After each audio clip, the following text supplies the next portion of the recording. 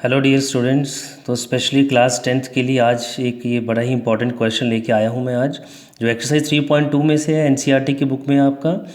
तो आप लोगों को बेटा ये इसको क्वेश्चन को देख करके ऐसा नहीं सोचना है कि बहुत ही मुश्किल क्वेश्चन होगा, जो एक एग्जामिनेशन पॉइंट ऑफ व्यू से है। क्वेश्चन है ग्राफ बनाने का सिंपल सा, जो आप लोगों ने पहले भी कर लिए हैं। पिछली वीडियोस को देखिए अच्छे से। अगर ग्राफ में अगर आपको अभी कोई प्रॉब्लम आ रही है, इस वीडियो को भी अगर ध्यान से देखेंगे आप लोगों को, तो ग्राफ में कोई परेशानी आपको नहीं रहेगी। तो बच्चे शुरू करते हैं क्लास। जो आपका इसका 10th का क्वेश्चन है, इसमें draw the graph of this equation and this equation. दो इक्वेशन दी हुई हैं आपको, तो एक लाइन यहाँ से मिलेगी आपको, एक लाइन यहाँ से मिलेगी, तो 2 लाइन्स हो गई। अब उसके बाद जो एक्स्ट्रा है वो क्या है, कह रहा है determine the coordinates of the vertices of the triangle formed by these lines. कि जो कोऑर्डिनेट्स ढूंढिए उस ट्राइंगल के वर्टिसेस के जो बनेगा by these lines. These mean ये तो 2 लाइन्स हैं, तो ट्राइंगल तो एक पॉलीगन है जिसकी 3 साइड्स हैं। तो वो 3 साइड्स में से 2 साइड्स तो आपको मिल गई, थर्ड साइड कहाँ है, एंड द एक्स एक्सिस। तो 2 लाइन्स तो ये हैं, तीसरी लाइन जो है वो एक्स एक्सिस की हेल्प लेनी है आपने। एक और चीज़ उसने पूछी यहाँ पर, कह रहा है शेड द ट्राइंगुलर रीजन। तो यानी कि जो ट्राइंगल बन जाएगा, आपको लगता है कि ये ट्राइंगल बना है, तो आपने उसको शेड करना है। तो बच्चे ये तो हो गया क्वेश्चन। इस क्वेश्चन के अलावा एक एक्स्ट्रा चीज़ आपको मैं बताऊंगा, उसके लिए आपको वीडियो पूरा एंड तक देखना पड़ेगा कि इसमें एक्स्ट्रा क्या है, और वो एग्जाम में पूछा जाता है बट यहाँ क्वेश्चन में मेंशन नहीं किया है। तो स्टार्ट करते हैं। सबसे पहले हमने इन दोनों इक्वेशंस के सॉल्यूशंस 3 फाइंड करने हैं। सबसे पहली इक्वेशन हमारे पास है x minus y plus 1 is equal to 0। तो यहाँ पर सबसे पहले तो रिलेशनशिप बनाएंगे, आप लोगों ने जो पहले भी किए हैं। तो कैसे करेंगे, याद रहेगा आपके पास x plus 1 is equals to y को आप लोग ट्रांसपोज कर लेंगे, which is equal to y. तो यहाँ पर आप लोगों ने वैल्यूज पुट करते जाना है। सबसे पहले क्या करेंगे, यहाँ पर इसको एक बार लिख लीजिए, y is equal to x plus 1। यहाँ पर अब आप लोगों ने x की वैल्यू पुट करनी है। Suppose let us take x is equal to 0। x 0 हो जाएगा तो y आसानी से आ जाएगा हमारे पास, y is equal to x 0 plus 1, ये 1 आ जाएगा। एक और वैल्यू ले लेंगे हम। So let us take x is equal to x 0 ले लिया। अगर हमें y 0 करना है, तो यहाँ 1 में क्या ऐड करें या क्या सब्ट्रैक्ट करें कि 0 हो जाए, -1। Yes you are right. तो x आपने -1 ले लिया है, तो आप देखेंगे आप लोग y is equal to -1 plus 1, -1 plus 1 is equal to 0। एक और वैल्यू ले लेंगे, 3 वैल्यूज तो आपने लेनी है। Let us take x is equal to 2। आपकी चॉइस है, आप कोई भी वैल्यूज़ ले सकते हैं, बट कोशिश करनी है कि आप लोग वैल्यूज़ जो फिगर्स हैं वो छोटे छोटे लें, ज़्यादा बड़े फिगर्स लेने की ज़रूरत नहीं है। x 2 ले लेंगे तो y आपके पास आ जाएगा, जो कि x प्लस 1 है रिलेशनशिप। x इज़ 2, 2 प्लस 1 कितना आ गया आपके पास, 3। अब टेबुलर फॉर्म में भी लिखना है आपको, मैंने समझाया हुआ।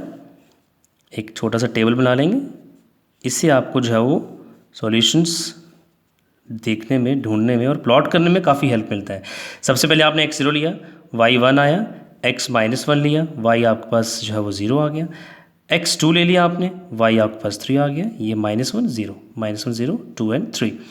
अब सेकंड जो इक्वेशन है आपकी, उसके भी 3 सोल्यूशन ढूंढेंगे आप लोग। देखिए चिल्ड्रन, यहाँ पर आपके पास जो कांस्टेंट है x के साथ भी है, y के साथ भी है, तो बड़े ही ध्यान से आपने जो रिलेशनशिप बनाना है। 3x इज इक्वल टू, आप 2y रखिए, यहाँ पर 3x रखिए। दोनों केसेस में आपको सेम ही प्रॉब्लम रहेगी, या दोनों ही केसेस में फ़ायदा रहेगा। 12 आप ले जाइए, ट्रांसपोज करिए। तो सबसे पहले 12 लिखेंगे आप लोग, माइनस है ये पॉजिटिव है, क्योंकि 2y नेगेटिव होने वाला है और वो मुझे 12 के आगे लिखना है। इससे आपको काफ़ी बेनिफिट मिलेगा, मिस्टेक के चांसेस बिल्कुल कम हो जाएंगे। दिस इम्प्लाइज दैट इस 3 को ले जाएंगे, 12 माइनस 2y, तो 3 के साथ अब आपका ये डिनोमिनेटर में डिवाइड करेगा इस पूरी टर्म को। तो ये आपके पास आ गया।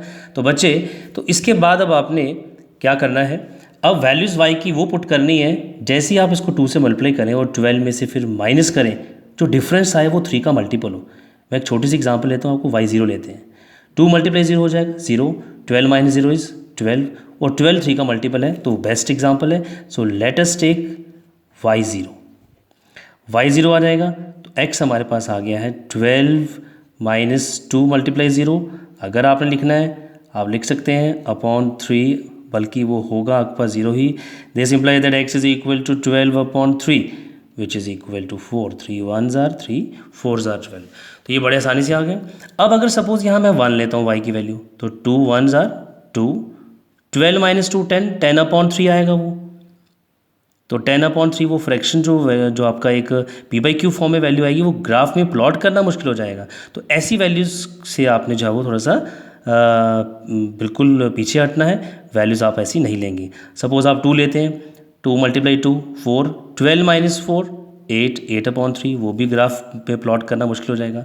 तो उसके बाद आपका आता है 3, let us take y3, 3 × 2 is 6, 12 minus 6, हाँ, तो ये वैल्यू आपकी जो है वो थोड़ा सा ठीक लग रही है। So let us take y is equal to 3, तो आपके पास x आ जाएगा 12 माइनस 2 × 3/3, 12 माइनस 3 × 2 इज 6/3, तो ये आपके पास आ जाएगा 6/3, 3 1s are 3, 3 2s are 6, तो x कितना आ गया यहाँ पर आपके पास 2।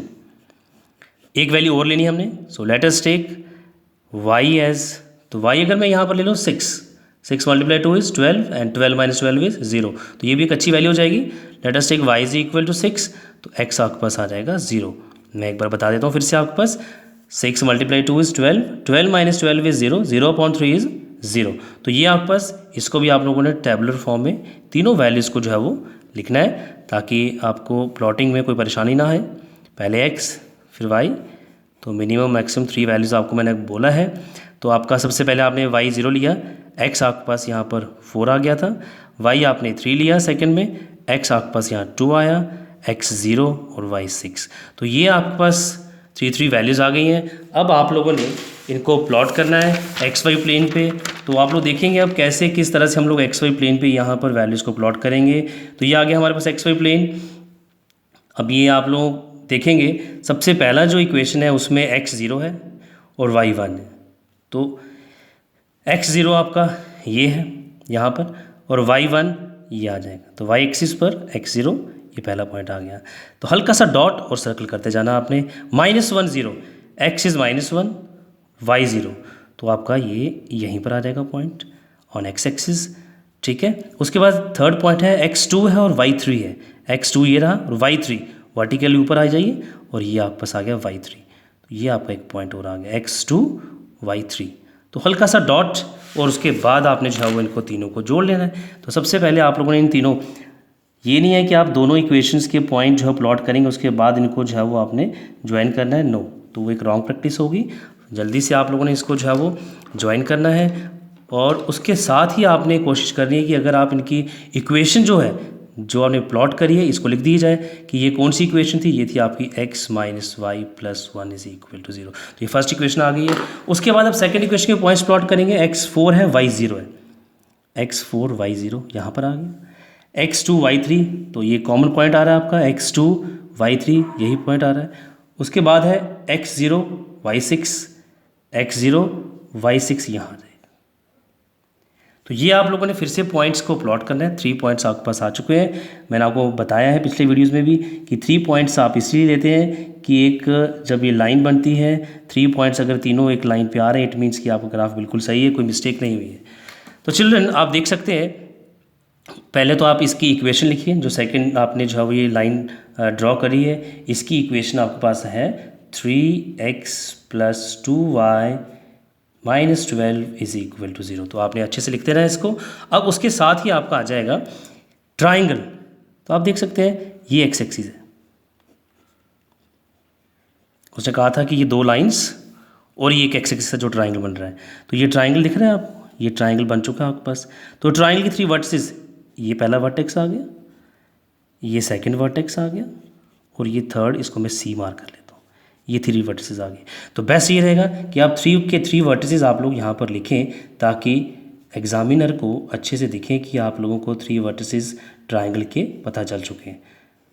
तो A वर्टेक्स तो कॉमन था, 2 और 3 यहाँ भी लिख देंगे और यहाँ भी मार्क कर दीजिए।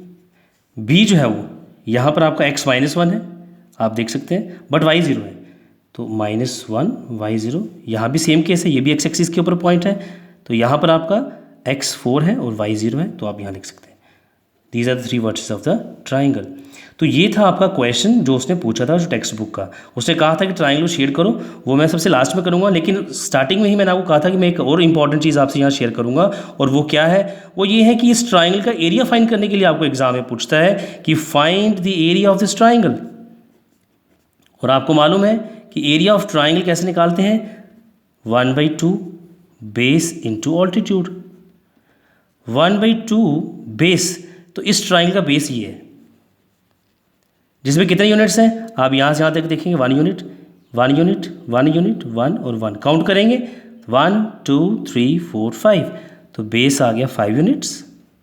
और ऑल्टीट्यूड इस पॉइंट से, इस वर्टेक्स से इस बेस तक, तो ये आपका यहाँ से यहाँ तक 1 यूनिट है, एक और यूनिट और ये एक और यूनिट, यानी कि कुल मिला के 1 2 एंड 3 यूनिट, तो ऑल्टीट्यूड आ गया 3 यूनिट्स। अब आप मल्टीप्लाई करिए 5 इंटू 3, यस 15 अपॉन दिस 2, तो डिवाइड करके आ जाएगा आपके पास 7.5 स्क्वायर यूनिट्स लिखेंगे, क्योंकि ये आप एरिया जो है वो ट्राइंगल का निकाल रहे हैं। तो देखिए चिल्ड्रन, ये था आपके पास एक एक्स्ट्रा पॉइंट जो मैं आपको वीडियो से पहले सजेस्ट किया था कि मैं आपको बताऊंगा कि एरिया ऑफ इस फिगर जो फॉर्म्ड है वो कैसे निकालना है। तो एरिया ऑफ ट्राइंगल आपने निकाल लिया, अब इसको शेड करना है वो आप कर सकते हैं। शेडिंग आपकी क्रिएटिविटी है, अच्छे से करें, पेंसिल और स्केल की हेल्प लें। तो ये बच्चे आपका जो है वो एग्जामिनेशन पॉइंट ऑफ व्यू से बहुत ही इंपॉर्टेंट क्वेश्चन है, इसको अच्छे से करें।